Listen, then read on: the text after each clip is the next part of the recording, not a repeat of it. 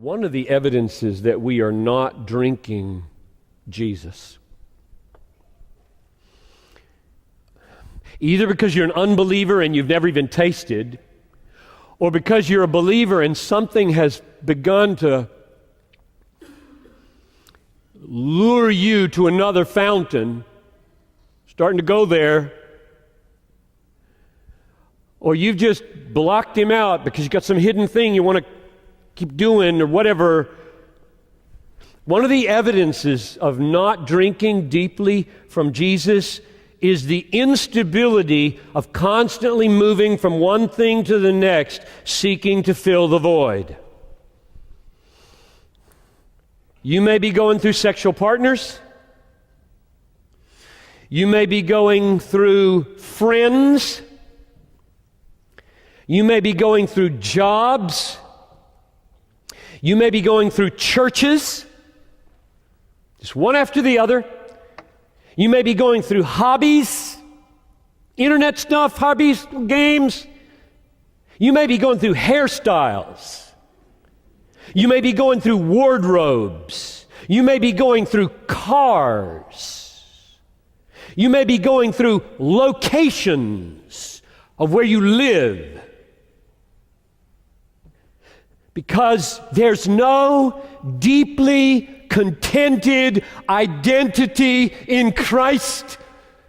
Deeply contented, deeply satisfied. That's what water means. Living water is your soul is a cavern of desire.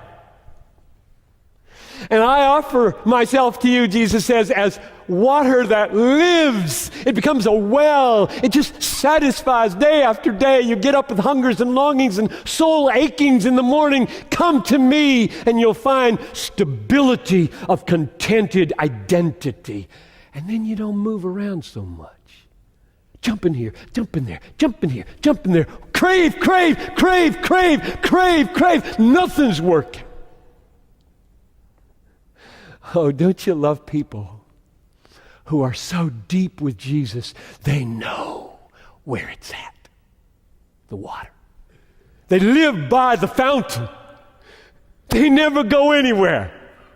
They just live there. They're not jumping from job to job and wife to wife and girlfriend to girlfriend and job to job and car to car and hairstyle to hairstyle. They are so there. And here's the interesting thing about that. That sounds static, doesn't it? Baloney. It isn't static. Believe me, it isn't static. I don't mean that the Christian life, with that kind of centered, deep, satisfied identity by the fountain, satisfied day after day, freshly with new water coming up from this friendship and this relationship, I do not mean this is static. There is a difference between confident movement of faith and craving movement of frustration. You got that? There is a difference between confident movement in faith and craving movement of frustration. Got to move because this is not working. Here, move, move, move. Or this is so working, I'm taking it. I got a plan. I'm making something in my life. I'm not wasting it. I am moving to China. I'm moving to Ukraine. I'm moving to Southeast Asia. I am on the way because I got my feet on a rock. And there's a fountain coming up out of this rock. And it goes with me everywhere. It's Jesus, not any geographical location.